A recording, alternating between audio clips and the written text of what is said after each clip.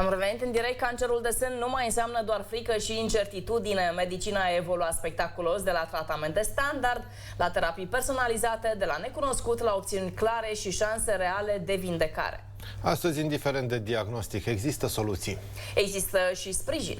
Și mai ales există speranță. Urmează un dialog, doamnelor și domnilor, despre progresele impresionante în lupta cu cancerul de sân. Începe Sănătate fără frontiere cu Cristina Here.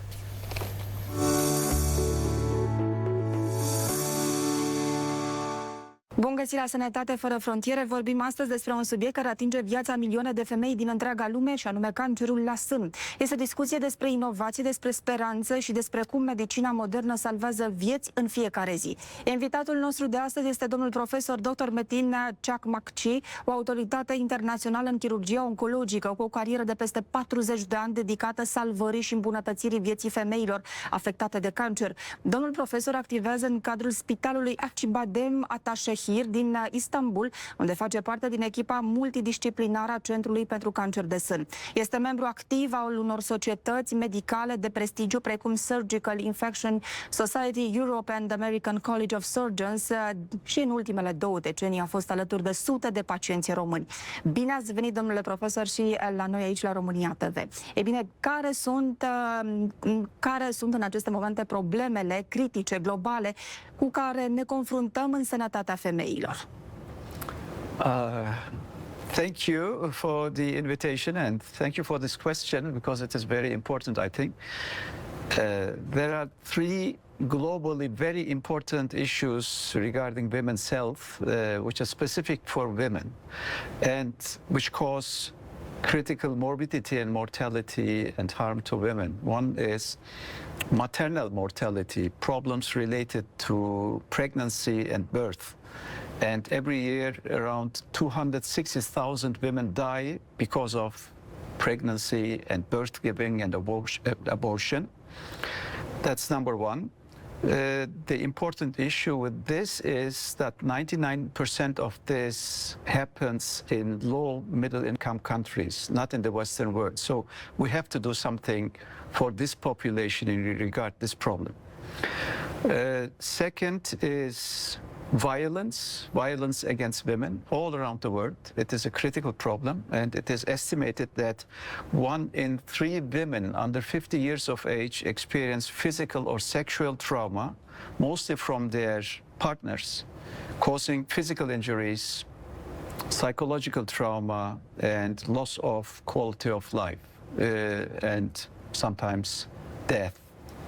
The third one, specific for women, are cancers which are related to the women, namely cervical cancer and breast cancer. These are 2 different topics.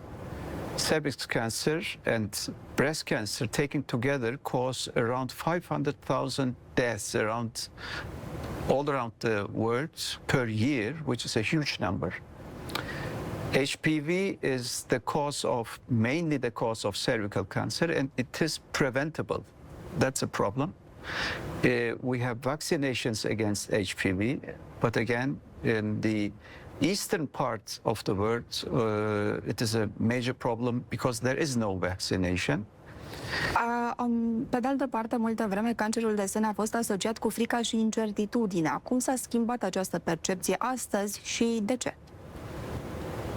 Okay, so breast cancer is the most frequent cancer for mankind.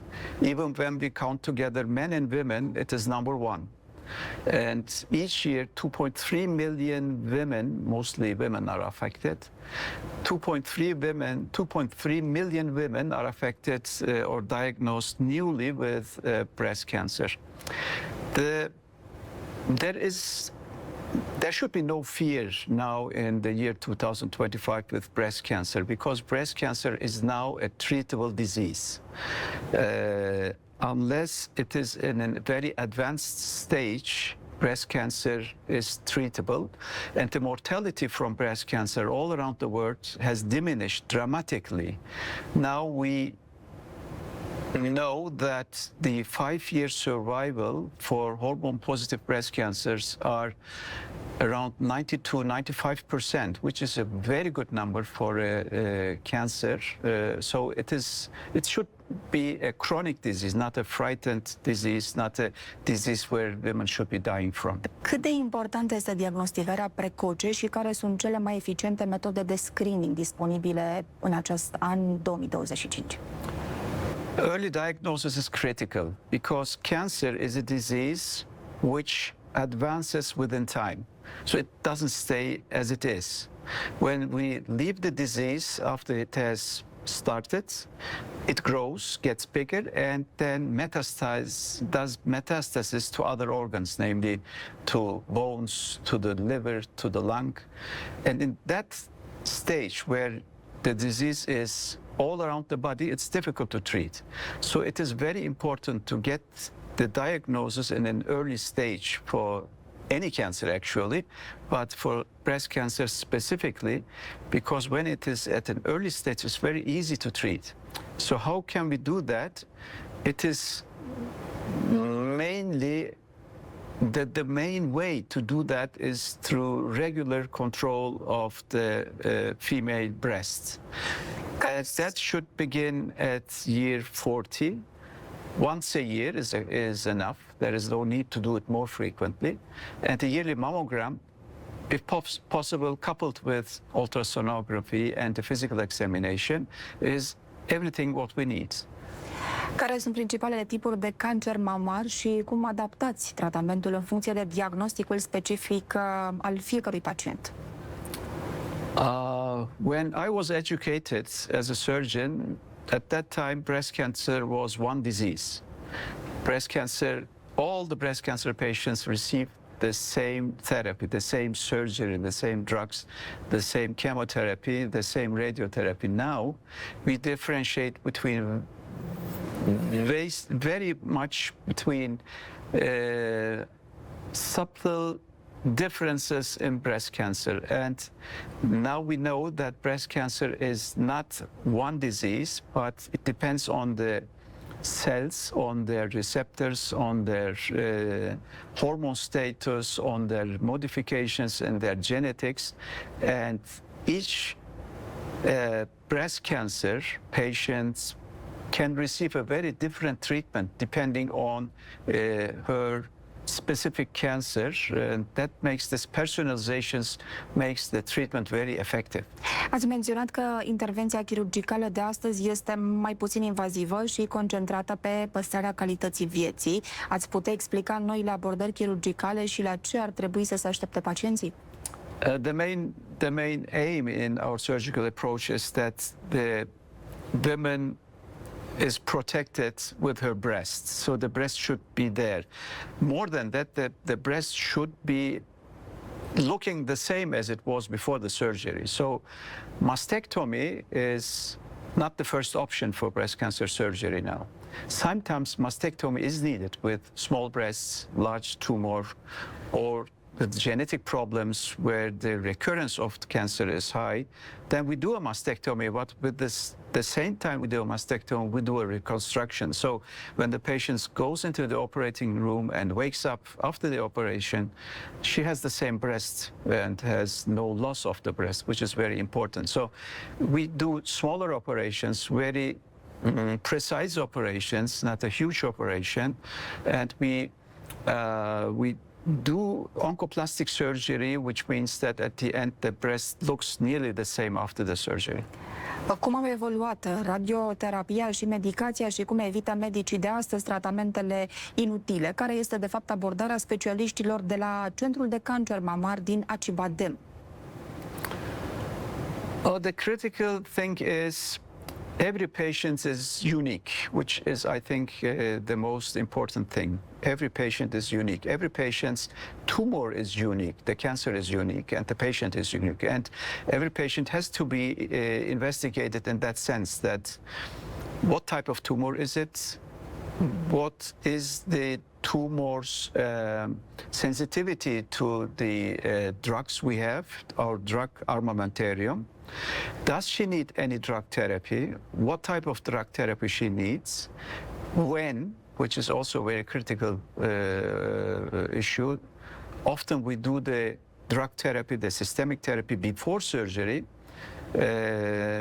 not classically after surgery, shrink the tumor, sometimes get rid of the tumor totally, and then do a very small surgery, and then tailor the systemic approach, the medical approach to the patient and the tumor.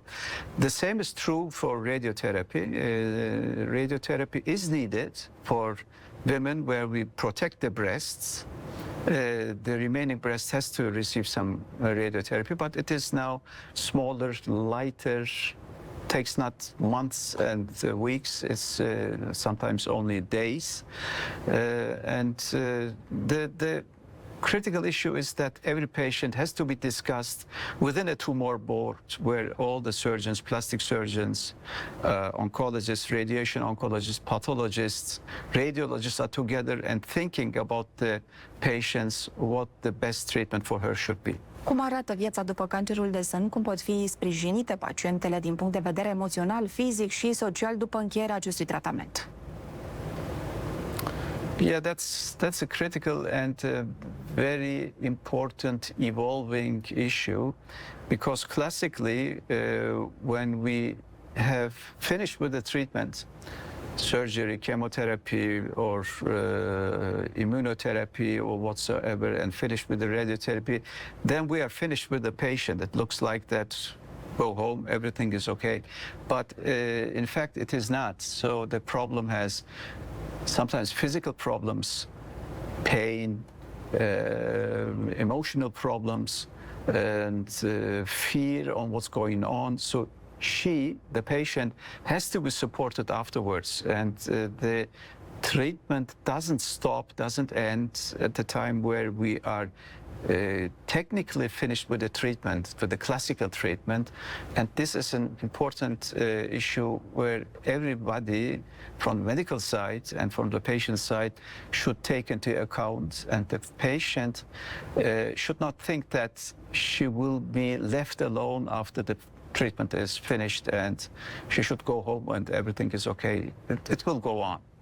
Domnul profesor Ceagmakciu, vă mulțumim pentru toate aceste informații clare și pentru tonul optimist de astăzi.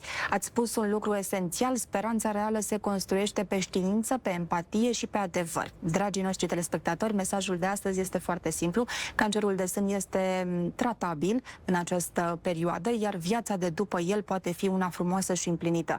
Informați-vă din surse sigure, mergeți la controale regulate și aveți încredere în echipa medicală care vă este alături.